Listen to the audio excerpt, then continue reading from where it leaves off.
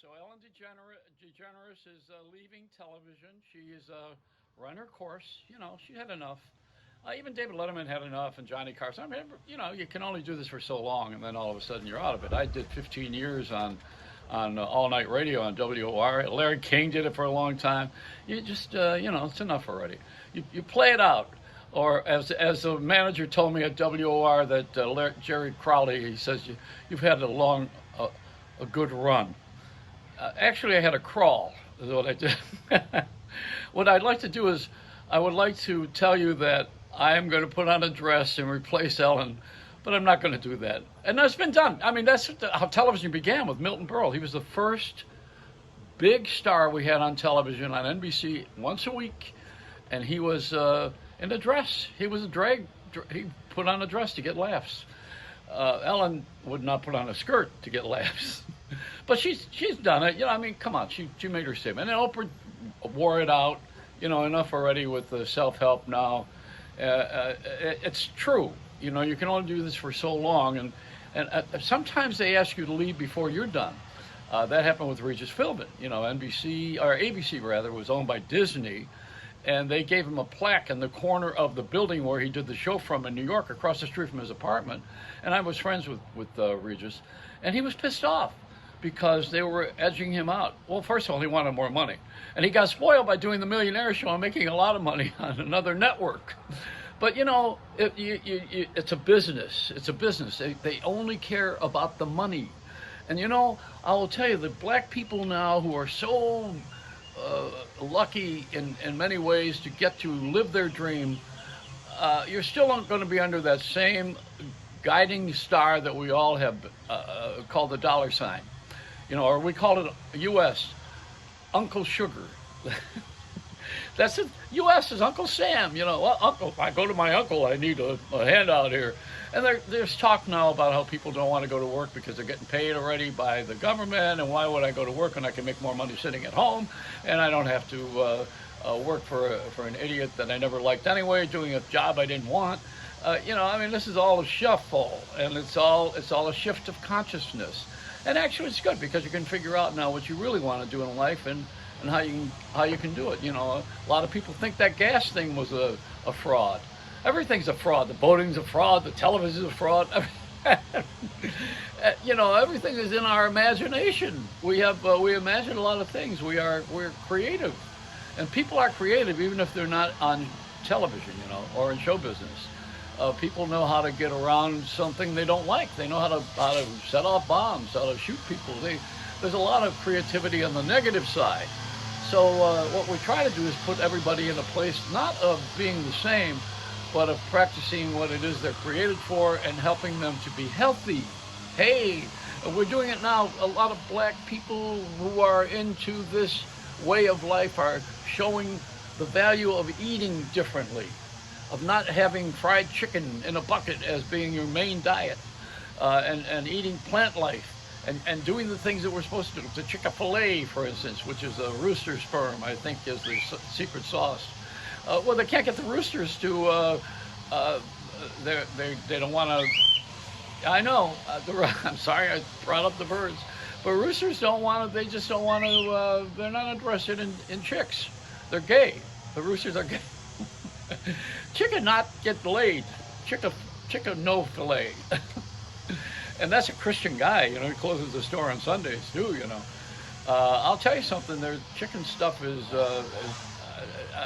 it carries a lot of stuff, a lot of disease. We used to not, I don't know, I like the old poultry store where you walk down the street and the corner. In New York they did this famously in the Jewish neighborhoods, and you watch the guy take the feather off the chicken, and then they dip them in the boiling water. Is this today, Tuesday? Usually that's when that guy comes by with the thing. Why is it every time I'm doing this show, the guys come over and start to do the lawns? And if it's not that, it's the bird.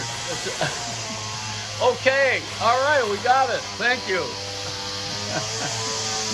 He's gonna come over here. I tell you what I do. This is the Montezuma's revenge. You know. All right, get it. I got it. Okay, I see it. There you go. Okay. When I'm really desperate, I'll interview him. I never get that desperate. I don't want to. I don't want to hear a Mexican with a mask doing the lawn complaining. When I saw a Mexican with a mask, it was in San Miguel when they were robbing a bank. I think that was me. Anyway, back to my story here. Kareem Abdul-Jabbar is on television saying how he was friends with Cassius Clay and how he believes in the movement and the injustice of the taking a knee and standing and holding your hand and not wanting to do the Olympics. And it's even in the scriptures. This is Ecclesiastes. Is that where there's a time and a place for everything? And a celebration is not the place to bitch. It's not a place. I mean, go to someone's wedding and then get drunk. There's always an uncle that does that. I don't know why. But you go to someone's wedding and someone gets drunk and then they tell you what they think of you. I mean, that's the worst thing. And it's like going to an Academy Award ceremony and someone tells you what they think of you. I don't want to hear that. I don't want to hear how angry you are at something. I want to have some fun. If I want to hear anger, I'll go watch Archie Bunker because he was funny. Or the Jeffersons or someone. I don't care about the color. I care about the humor. There's humor in all of our foibles as American citizens and as friends of the world. I'm a soldier of the planet is what I am. And I report to nobody. I report to my higher power. I don't report to you. See, I don't rely on people. I've learned to not count on people to take care of me.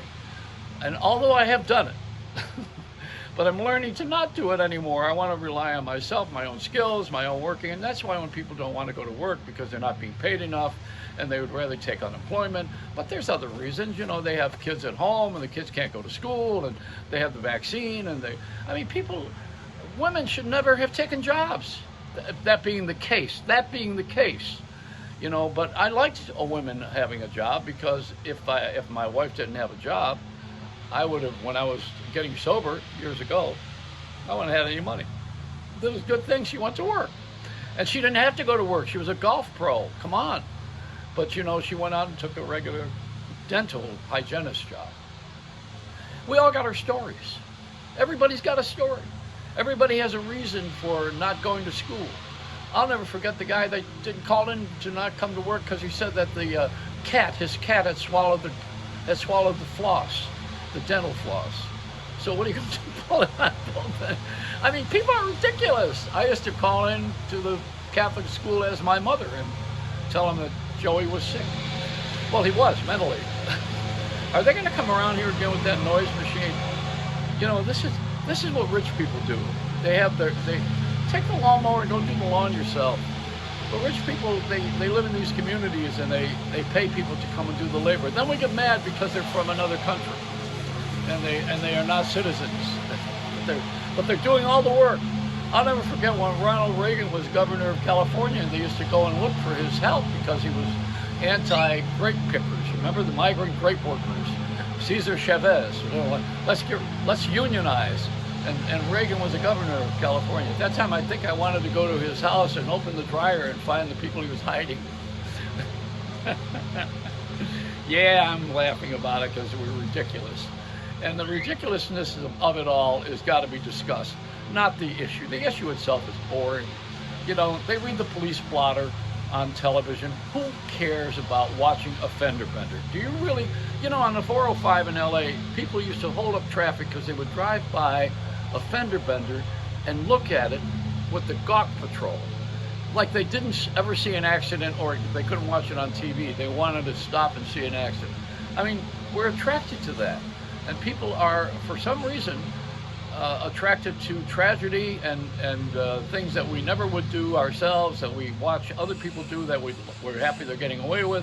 Then there are other things where we want to punish somebody because they shouldn't be doing that, and I would never do that, and my family doesn't stand for this, and this is wrong for the country, and oh my God. You would be committed in Bellevue, which they don't have anymore. That was a hospital in New York where they give you a hot bath and put some electrodes on your brain to try to change your thinking. The only thing that's going to change my thinking is failure.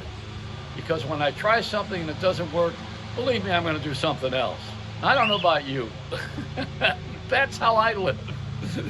And and success doesn't ever change me. And the more success I have, the more my mind is is enforced, saying I'm doing the right thing, and and I'm going to continue it. I was going to mention this Wheeling, West Virginia. I worked, see, my experience is what I share on the air. I worked in Wheeling, West Virginia, and that's where the railroad that someone just did a series, Black Series on. It's going to premiere pretty soon. They're promoting it now about the railroad, the slaves leaving the South and with the Underground Railroad and coming into the North. The place they would stop is in Wheeling, West Virginia, and Wheeling Island, where they have a racetrack. And you know what they did? They found a culture there. They opened up a lot of houses of ill repute. They opened blind pigs, is what we call them in Detroit. That's after hours drinking. And so, Wheeling Island became Pleasure Island. And people love to go there and gamble and drink and smoke and have their pleasures and with women and men, and stop to do the things that they would never do in their own backyard, in their own home, or in their own city. And that's just the sneaky Pete approach. And people do that. They've been doing it for a long time. They're still doing it. This is not new.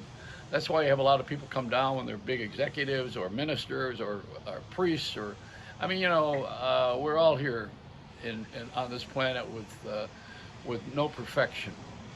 That's the point of the story. If you got it down, then it's time to leave. Go home, wherever you believe you belong.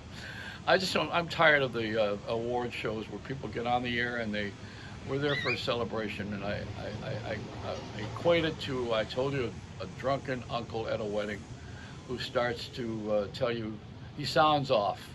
And I don't want to see that anymore. I just want to see if we're going to go to an Oscar award, let's award the Oscar. I mean, let's not push your agenda, whatever it is. I don't care what it is. I mean, I'm an older Italian. What do you think? I'm going to go out and carry a flag now?